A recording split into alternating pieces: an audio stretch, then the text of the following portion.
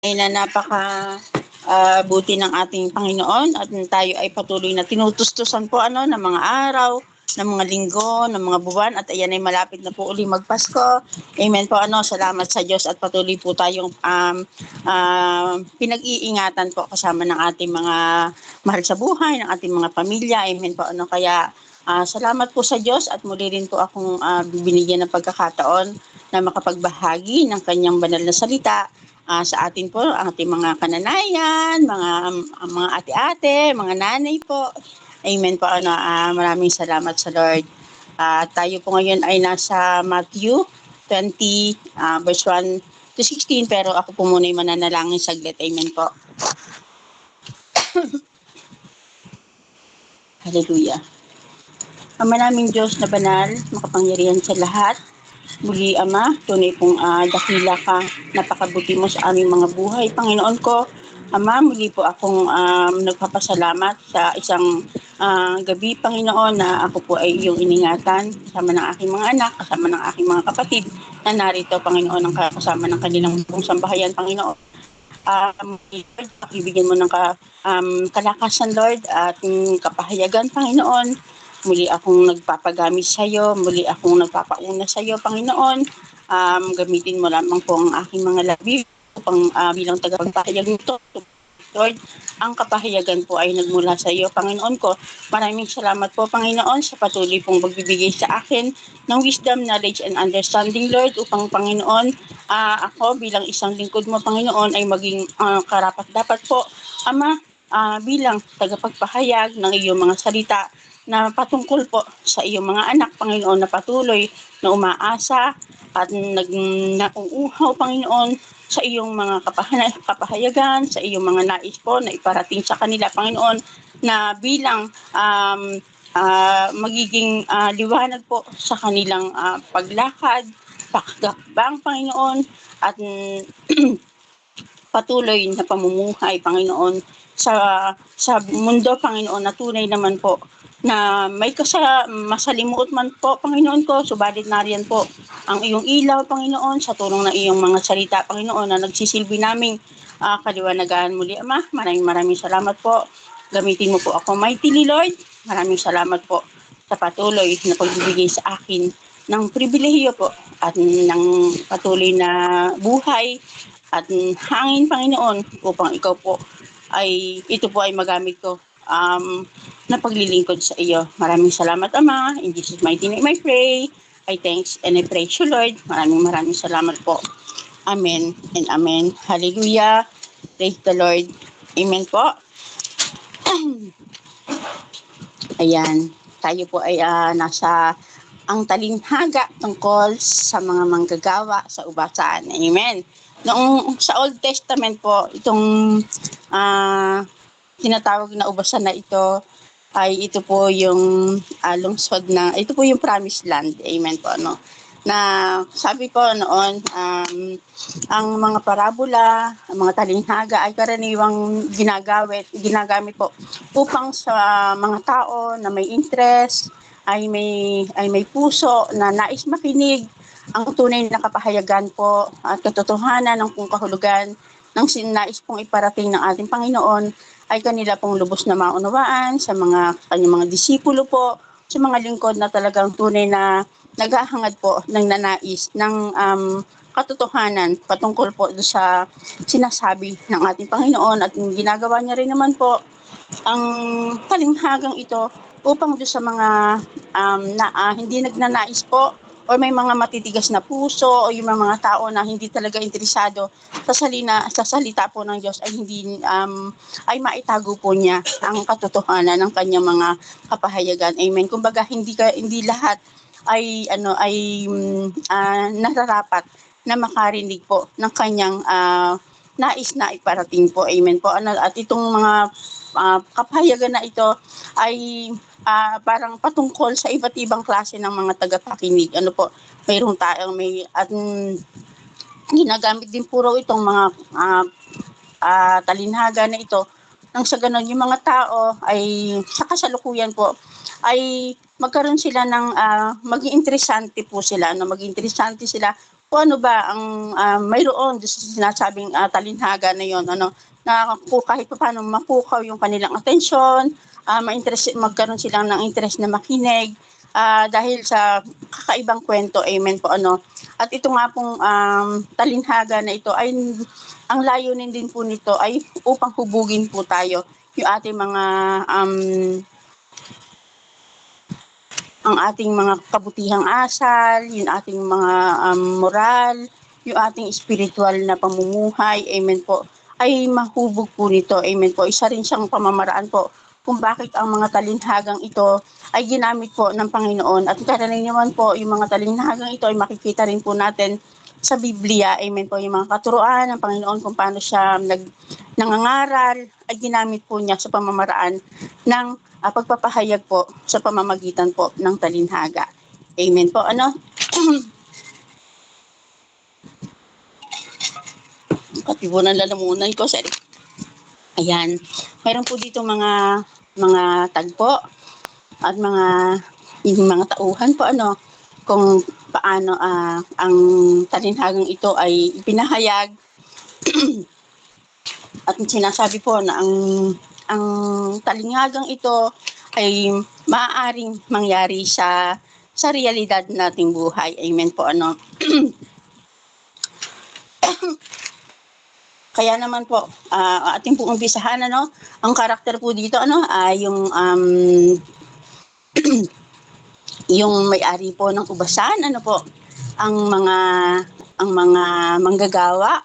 Amen po. Tinukoy din po dito yung upa, ano po, yung yung isang pilak, amen po, ano, at saka yung pong yung mga oras, amen po, yung mga oras na nabanggit, amen po, ano, at saka dun po doon sa huli kung saan yung magbibigay na siya ng mga kumbaga magbabayad na sila or kukuha na ng mga sweldo yung mga manggagawa po na tinawag po ng may-ari ng lupain. Amen po. Ano, sabi po rito, umpisahan natin.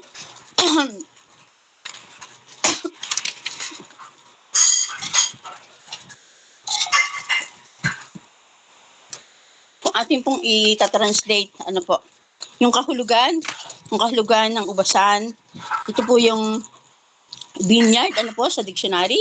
Ito po yung taniman ng ubas. Sa spiritual po na kahulugan, ito po yung kaharian ng Diyos. Ang mga manggagawa po, ito po yung taong mga nagtatrabaho, ano po, sila yung mga manggagawa, yun nasa palengking tinawag po ni Lord.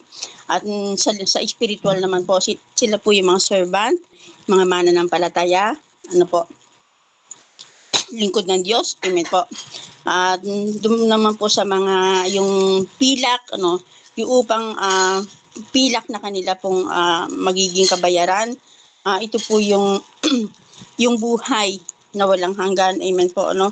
Kung sa dictionary naman po, yung pilak niyo, yun yung mga yung peso sa pera natin o sweldo o karampatang bayad o salary po, ano. At sa oras po, ano, yung oras na nabanggit dito, yung alas 5 ng umaga, alas 9, ito naman po yung panahon ng kanilang pinaglingkod, yung panahon ng kanilang pinagtrabaho. At dito naman po sa spiritual na nakahulugan, ito po yung panahon ang mga tao na yan ay nangabuhay, amen po, ano. At ito naman po dun sa pinakapanglima, yung may-ari po ng ubasan, ang tinutukoy po doon ay yung landlord, ano po, pinakanamamahala, at yun naman po yung ating Panginoon, ang Diyos po. Amen po, ano. Excuse me po. Ayan, sabi po rito, ating pong umpisahan, ang kaharian ng langit ay maitutulad sa isang taong lumabas ng maagang-maaga upang kumuha ng manggagawa para sa kanyang ubasan. Amen po, ano. Maaga pong lumabas, katulad po ng mga sa mga magsasaka po, ano, talagang maaga sila. Madaling araw po, pa lang po talaga lumalabas na ang mga yan para po mapunta sa bukid. Subalit dito pa ang nasabi, ang may-ari mismo ng ubasan ay namamahala po ay maaga siya para naman mangalap. na kumausap ng mga manggagawa po doon sa kanyang ubasan. Amen po. Sabi po rito is maaga pa, maaga pa is madaling araw kung isipin natin kung maaga pa po. Nang magkasundo na sila sa upa ng isang salaping pilak, even nakakuha na siya ng mga manggagawa, ay nagsabi siya na ng magkasundo, mayroon na siyang nai-offer, na karampatang kabayaran para doon sa kanilang pagtatrabaho. Amen. At sabi po rito, ang kanyang kabayaran na kanyang inialok ay isang salaping pilak. Amen. Sa maghapon, ang mga manggagawa ay pinapunta niya sa kanyang ubasan. Amen. Yun po ang mangyayari sa buong maghapon na yon. Ang mga manggagawa na iyon ay magtatrabaho sa buong maghapon, 6 to 12 hours. Kung dito po sa atin, ang oras lang ay 8 hours. Sa iba, doon po pala sa kanila, 12 hours. At ang mga manggagawa po pala doon, yung isang pirasong pilak ay sapat na yon para sila ay maitawid sa isang buong maghapon ng kanilang mga pangangailangan. Kaya yun ang inoffer ng ating Panginoon, amen po, na yun ang inoffer niyang bayad, para makatawid dun sa maghapon na yan ay sasapat yung kanyang ibabayad sa kanila. Amen po, Sabi po rito sa verse 3, lumabas siyang muli ng mag-aalas 9. Amen. Nung sa kanyang, ayan, parang lumagpas ako. Ayan. Doon sa salaping pilak. Sa maghapon, ang mga manggagawa ay pinapunta niya sa kanyang ubasan. Ayun, pinutusan na po niya. Sige, punta na kayo doon. Nagsipagtrabaho. Ayan po. At sabi dito sa verse 3, lumabas siyang muli na mag-aalas 9 ng umaga at nakakita siya muli na mga tatayo-tayo lamang sa palengke. Amen po. Nakita natin dito doon sa yung tipong medyo sumikat na yung araw, muli po siyang lumabas. Na makikita talaga natin yung mga kaugalian po ng mga magsasaka. Ganyan po ang mga nagsasaka Yung tipong uuwi sila kapag tipong medyo madilim-dilim pa, uuwi po sila para kumain, after ng makakain niyan. At medyo hindi pa ganong kainitan yung araw po, lalabas muli yan. Ganyan po ang mga nakikita ko sa Nueva Ecija, ganyan po, Pag medyo kaya pa nilang tiisin yung init, lalabas po sila para muling pumunta uli doon sa bukid. Sabi po rito, lumabas siyang muli upang nang mag-aalas 9, at nakakita siya muli, amen po, nakakita siya muli ng mga tao na talagang wala ring ginagawa, mga nag-iintay po nang sila ay at matawag din po upang mapagtrabaho din katulad ng mga nauna. Amen. At marami po siyang nakita doon na mga nasa palengke nga po. Ito raw pong mga yung marketplace na ito ay talagang doon nag-stay yung mga manggagawa na kung saan talagang kapag may mga ipapatrabaho ay doon sila matatagpuan. Kaya dito ay parang madali lang, talagang tiyak na ng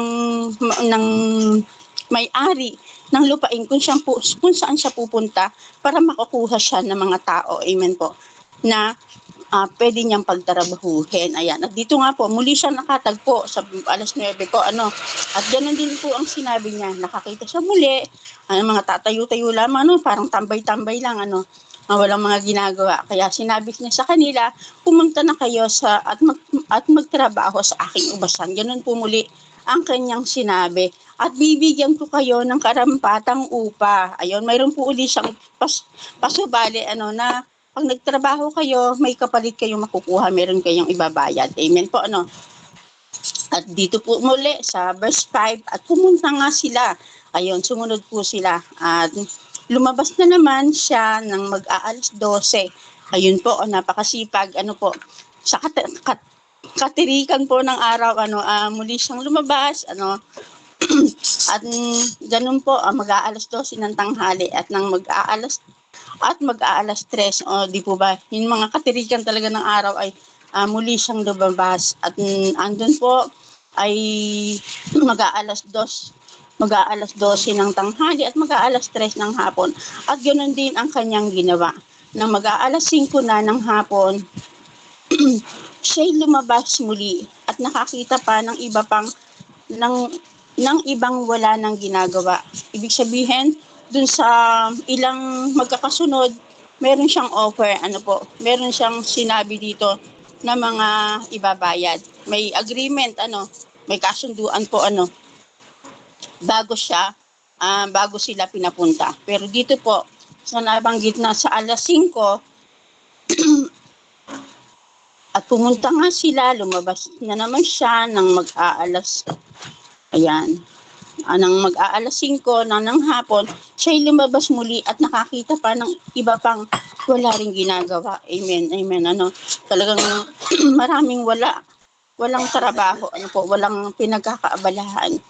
At sinabi niya sa kanila, bakit tatayo-tayo lang kayo dito at sa buong maghapon? Amen. Parang nagtaka na siya kaya hindi niya napilitang hindi na niya naiwasang magtanong bakit sa ganung oras ay nakatayo pa rin sila. Samantalang dapat ayun iuwian na po ng mga nagtatrabaho. Amen po. Pero itong mga taong ito ay naroon pa rin, nag-iintay pa rin sa kanila ng kukuha. Bakit kaya hindi bakit bukod tangi silang naiwan doon? Amen po. At sabi po niya dito, ang sagot nila kaya sinabi niya, wala po kasing magbigay sa amin ng trabaho. Ayun po ang dahilan. Kaya sila inabot doon ng hapon, nang nagpapatayo-tayo, nag-iintay pa rin ng mag-aalok ng trabaho para sa kanila. Amen. Pero andun sila, nag-iintay, pero wala palang nais magbigay ng trabaho sa kanila. Bakit kaya? Baka po maaaring hindi sila ganun kainam, hindi sila ganun kasigasig magtrabaho kaya, or hindi kaya sila yung mga taong kanais-nais bigyan ng trabaho, or hindi sila yung mga talagang bihasa, o baka mga tamad sila, yung mga ganung kadahilanan bakit hindi sila mabigyan ng hanap ng trabaho. Amen po. Samantalang mga kasamahan niya is nakuha na po. At sabi po niya rito, sagot nila, kaya sinabi niya, kung gayon, pumunta rin kayo sa aking ubasan. Amen po.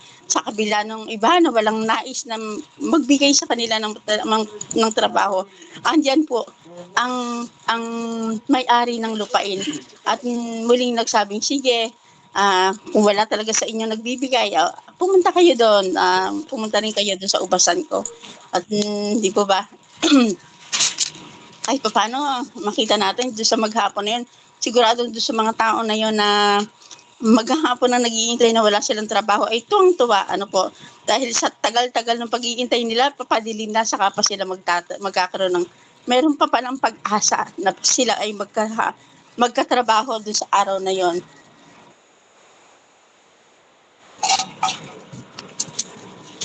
At sabi po dito sa verse 8, nang gumagabi na, sinabi na ng may-ari ng ubasan sa kanyang katiwala. Ayan. Nag-utos na po siya, tinawag na niya yung kanyang katiwala. Tawagin mo na ang mga magagawa at bayaran mo sila magmula sa huli hanggang sa unang nagtrabaho. Amen po. Nais natin, mula doon sa huli, kabilang yung kahuli-hulihang dumating hanggang doon sa pinakauna. Amen po. At sabi po nila, ay ang mga nagsimula ng mag-aalas 5 ng hapon ay tumanggap ng tig-isang salaping pila. Amen. Yung unang-una na pinakahuling dumating. Amen po. Halos wala pang isang oras yung kanila sigurong idinating, kasi kung alas 5 at yung evening ay alas 6, marahil isang oras lang o wala pang isang oras yung kanila pong ipinagtrabaho. Kasi kung ang 6 to 6 ang kanilang working hours, ay marahil ay kung pinabutan niya doon na alas 5, naglakad pa yun papunta ng ubasan. Amen po. Dahil halos hindi talaga sa isang oras. Amen po. At ayun niya po, tumanggap sila ng kung ano yung pangako niya doon sa mga nauna, kung ano yung napagkasunduan doon sa una na ang dapat magiging trabaho ay maghapon. Amen po. Kaya arito po, ang mga nagsimula Ayun, ang mga nagsimula na mga mag-aalas 5, pasensya na po kayo at malabo talaga ang aking mata. Ang mga nagsimula ng mag-aalas 5 ng hapon ay tumanggap ng tig-iisang salaping pilak. Ganun din po. Nang magkagayoy, ayon.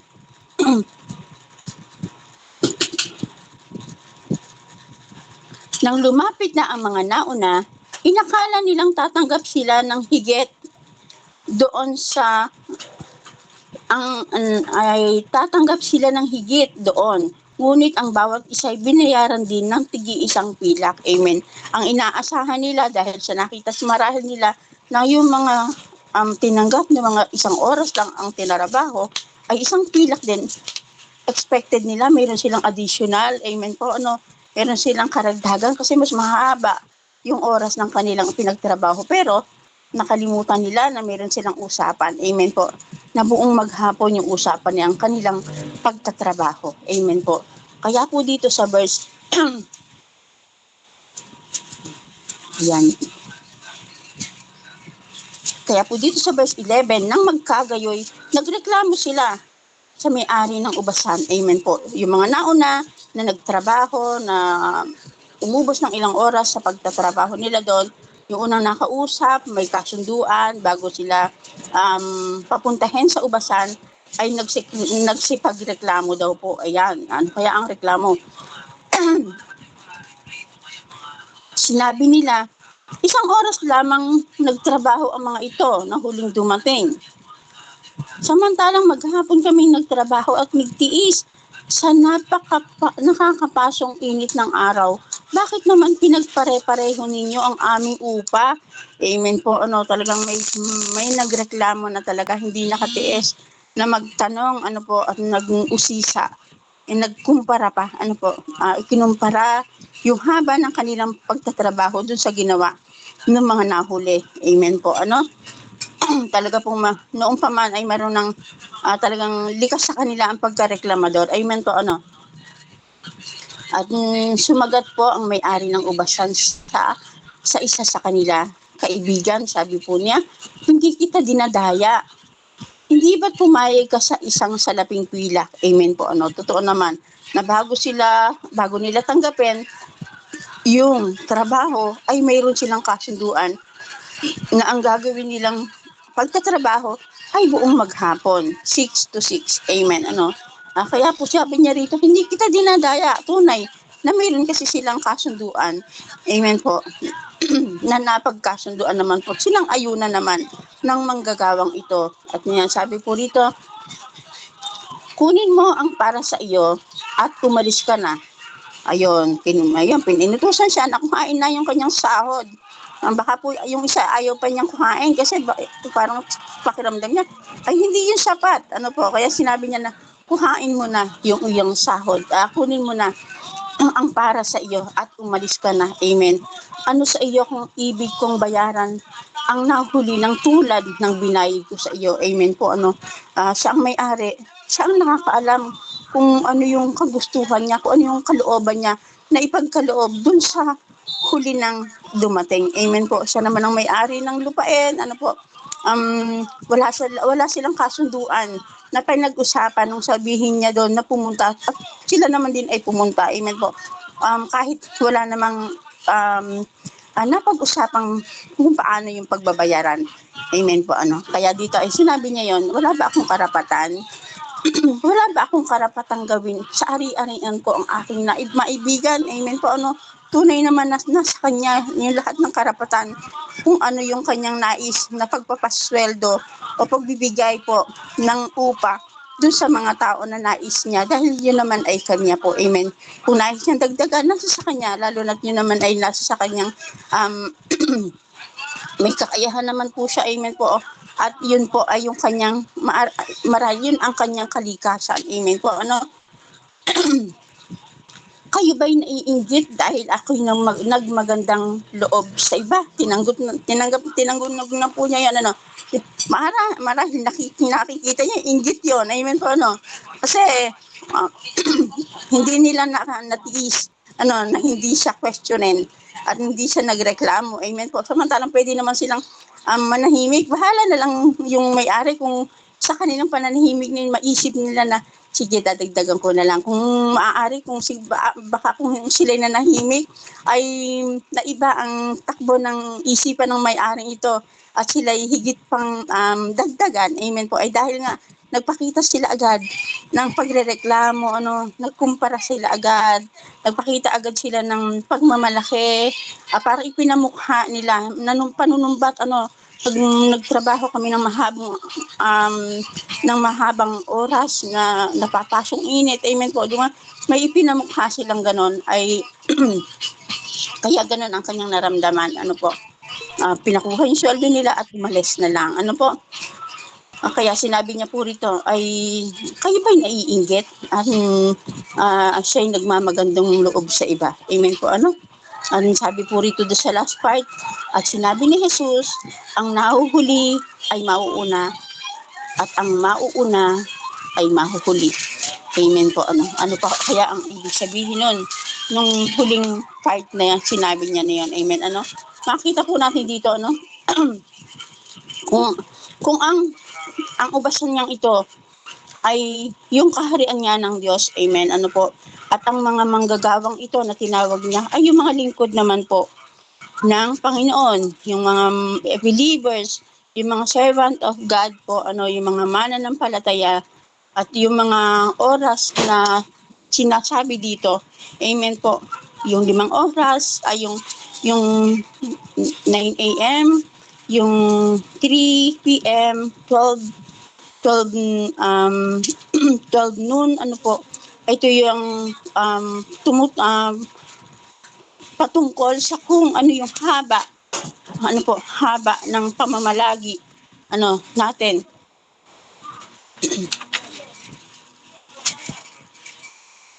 Yon yung haba ng pamamalagi natin dito sa mundo, yung haba ng ipinamuhay natin sa mundo. Amen po, At kung yun namang may-ari ng ubasan ay ang Diyos. Amen po, At kung yung pilak naman po ay yung buhay na walang hanggan. Amen po, Kung tayo po, sinasabi dito, yung oras ng mga nabanggit dito, amen po, ibig sabihin ito yung mga oras na tayo na malagi dito sa mundo. Tayo'y namumuhay dito sa mundo. At yung paglilingkod natin sa Panginoon, yung ilang oras silang naglilingkod sa Panginoon, amen po, ay pare-pareho lang din po pala ang paningin ng Panginoon, amen po, Kung sa edad natin ng ngayon, si Ate Andrea ay naglingkod po ng kung ilang years po. Kung ilang taon ni Nanay Andrea ngayon, siya ay 60, Kung siya ay nakakilala sa kay Lord ng 30 years na po siyang servant ni Lord. Amen po. At kung si Ate Selena po, kung ngayon ay 55, kung nakakilala siya kay Lord ng 35, amen po, meron siyang ilang years po ang kanyang paglilingkod, di po ba? Yung sinasabi yung ilang taon nilang pagkakakilala sa Panginoon at dun sa halimbawa pong yung pinakabata dito, ay halimbawa siya ay nakakilala sa Lord ng isang buwan pa lang, yung bago-bago pa lang, ay ang pagtingin po dito ng Panginoon ay pare-pareho lang. Ang pinahalaga, ang tinitingnan po dito ng Panginoon ay ang mahalaga ay yung nakakakilala ka sa akin at kung paano ka sa akin naglilingkod. Amen po. May mga naglingkod dito na hindi po sila mas mahalaga sa kanila yung halaga ng kanilang tinanggap. Amen po, At tinanggap nila yon pero hindi sila grateful. Meron sa kanilang pagdedemand. Nakaramdam sila ng pagkainggit. Amen po, nagpakita sila ng pagmamalaki. May mga lingkod na nabanggit dito, po, may pinamukha nila, na ganon yung kanilang pinagtatrabaho. Madami yung panahon ng kanilang pagtatrabaho. Ipinamukha po nila sa Lord na bakit ganon lang yung aming tinanggap, samantalang yung isa dyan ay sandali lang yung panahon, pero ganon yung ibinigay mo. Amen po, di ba? May comparison silang ginawa, nakita sa kanila doon yung pagmamalaki, tiningnan nila yung kanilang mga ginawa, nakapokus sila doon sa kanilang mga sarili. Amen po. Hindi sila nakatingin doon sa kabutihang ibinigay po sa kanila nung may-ari ng lupain. Amen po. Hindi nila nakita yung kabutihang ginawa sa kanila. Na natin sa spiritual po, ilipat na natin sa spiritual, po. Hindi nila nakita na sila'y tatambay-tambay lang. Pero pinuntahan sila doon ng Panginoon para sila'y alukin. Amen po. Gusto niyo bang magtrabaho gusto niyo bang magtrabaho sa akin? Bibigyan ko kayo. May kapalit yun. Kapag inyong paglilingkod, ay may kapalit. Amen po. Hindi sila pagtatrabahuhin nang hindi sila masasyahan, hindi sila magiginhawahan. Amen po. Dapat is nakatayo lang sila doon kung hindi sila tinawag ng may-ari po ng ubasan. Maaari sa buong maghapon na yun ay wala silang iuuwi sa kanilang mga pamilya para sa kanilang pagkain. Amen po. Pero andun ang pagmamahal ng Panginoon. Amen po. Sila ay tinawag at inalok ng hanap buhay upang sa kinabukasan ay maroon sila o doon sa gabi na yon ay maroon silang iuwi na pambili ng kanilang kakainin. Amen, di po ba? Doon natin nakikita yung kabutihan ng puso ng ating Panginoon. Amen po, di ba? Subalit ang tao, nakikita po natin dito yung katangian ng tao, na sobrang demanding. Demanding po ang nakita natin dito, Ikaw na nga yung ikaw na nga inopera ng hanap buhay. Amen po. Nung nakakita ka ng taong nabigyan nagawan ng pagmamagandang loob, ay ikinumpara mo na yung ginawa mo sa iba. Amen po. Nakapokus sa kanyang sarili. Amen po. Nakakalungkot. Amen po. Na talagang kung ito'y natin spiritually na mayroong mga ganyang katangian, even doon na po sa mga lingkod ng Panginoon. Amen po. At napakabuti ng Diyos. Amen po. Na sa ganyang mga katangian ng tao. Amen. Sa ganyang mga inaasal ng tao, mahal pa rin niya talaga. Hindi talaga isinasarado ng pinto. Hindi isinasarado ng Panginoon ang kanyang puso. Yung sa mga taong may ganitong mga pag-uugali. Nakita po natin dito, sabi nga, ang parabola, ang layunin talaga nito ay hubugin, ang moralidad, ang pag-uugali, ang asal at spiritual po ng mga tao upang ito rin po ay makita ng ibang tao sa kanila upang maging imahe po. Upang magiging magiging good example. Amen po. Tayo po bilang mga lingkod ng Panginoon na talagang tunay naman na naglilingkod sa Kanya.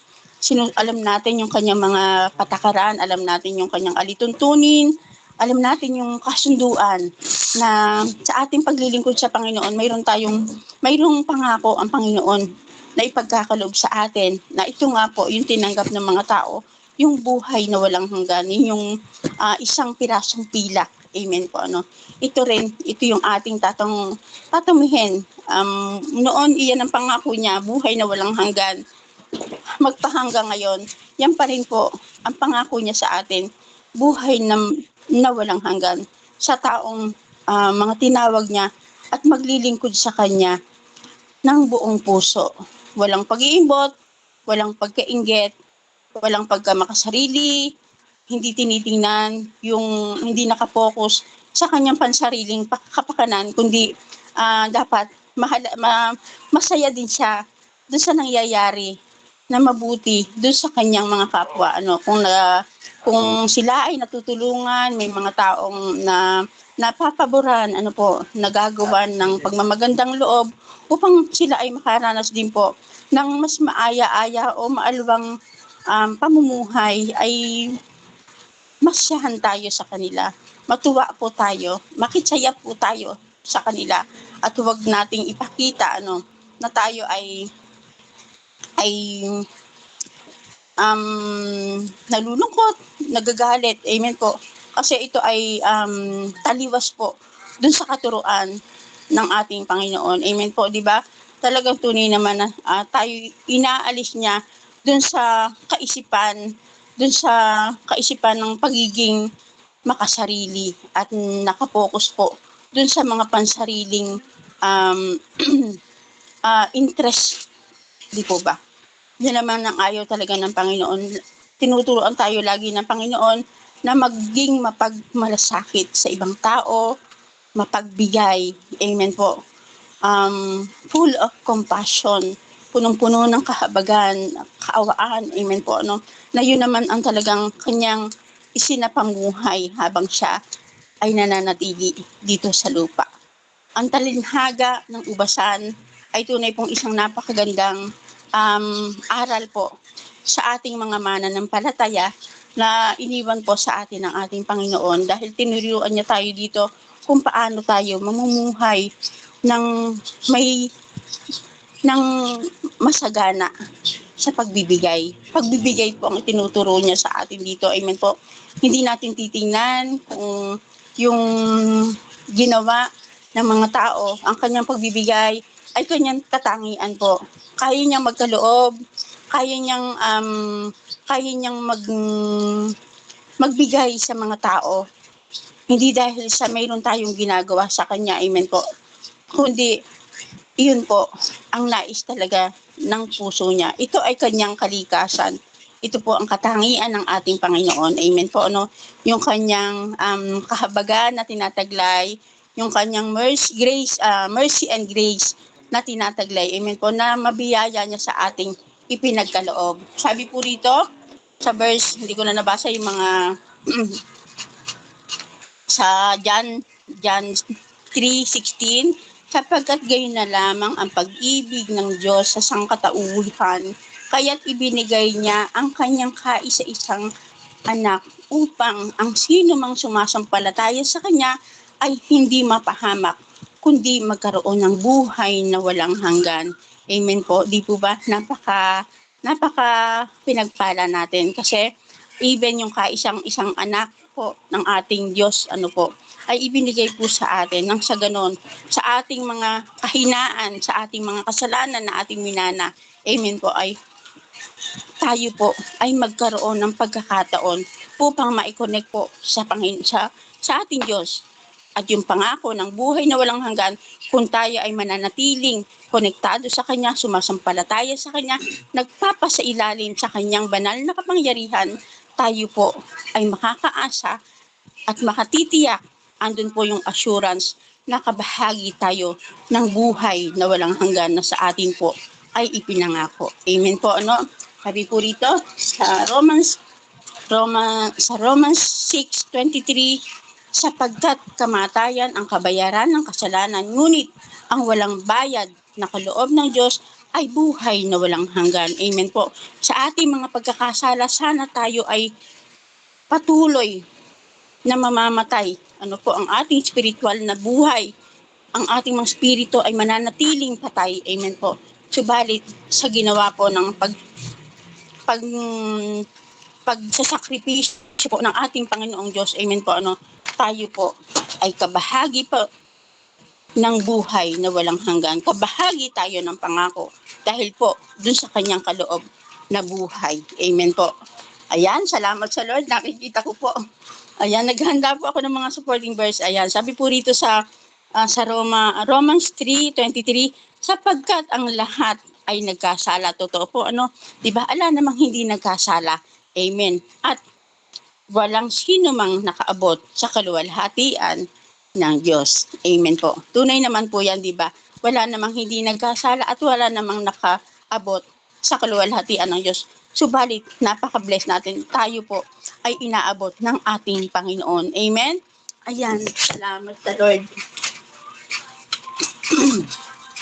At sabi po rito sa huli, ayan, sa Mateo 23 verse 30 po, ang taong nananatiling tapat hanggang wakas ang siyang maliligtas. Amen po. Katulad po nito, yung paanyaya po ng may-ari ng ubasan na sila ay maging worker niya, maging lingkod niya. Ayan po, kung sila ay mananatiling tapat sa kanya, andon yung kaligtasan. Sila ay nasa kanyang kapangyarihan, kailanman hindi sila makakaranas ng kagutuman, ng mga paghihirap dahil sila ay proteksyon. Nasa ilalim ng kanyang proteksyon. Amen po.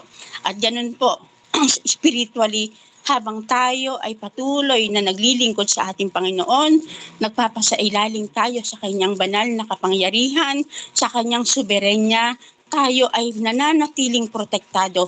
Wala tayong dapat ipag-alala, wala tayong dapat ipangamba, hindi tayo pagkukulangin dahil ang Panginoon ay masaganang nagkakaloob. Siya ay nagbibigay, even wala tayong ginagawa. Amen po, ano? Ang kailangan lang natin, sabi po, hindi nagkakaloob ang Panginoon dahil mayroon tayong ginagawa para sa Kanya. Siya ay nagkaloob dahil ito po ay ang Kanyang katangian. Kalikasan po ito ng ating Panginoon. Siya ay mahabagin, siya ay maibigin, siya ay mapagpala at masaganang nagkakaloob sa mga taong lubos na kumikilala at nagpapasailalim sa Kanya at higit po sa lahat ay umiibig sa Kanya. Amen po. Purihin po ang Panginoon. Ang mga nauuna,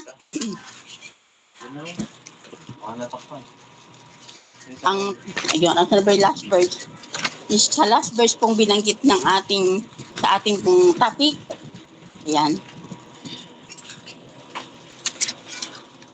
Ang taong, hindi makita. Ayan. Ang nauuna ang siyang nahuhuli at ang nahuhuli ang siyang nauuna. Equally, tinitingnan po tayo ng Panginoon ng pantay-pantay. Wala pong nauuna, walang nahuhuli. Ang mahalaga po sa Panginoon, tayo po ay naglilingkod sa Kanya ng may katapatan. Amen po. Buong nagpapasailalim sa Kanya at kinikilala natin siya na ating Panginoon. Amen po. Purihin po ang Panginoon. Maraming salamat, Lord, sa gabing ito. Muli po, Ama, hari naman, Panginoon, ang aking mga kapatid ay tunay pong muling napagpala ng iyong banal na salita. Maraming salamat po sa iyong pag-ibig, Panginoon. Salamat sa iyong masaganang pagkakaloob. Salamat sa iyong generosity, Lord. Tunay na kami hindi po karapat-dapat sa mga pagpapalang ito, Panginoon, subalit ikaw ay Diyos na mabuti, Panginoon. Kailanman ay hindi mo sinusukat ang aming mga tatanggap, ang iyong pagkakaloob base sa aming mga gawa, kundi nagkakaloob ka dahil iyon ang iyong kalikasan. Ikaw ang tunay na Diyos ng pagbibigay. Amen po. Purihin po ang Panginoon. Glory to God. Thank you, Lord. Amen po. Amen. Ayan.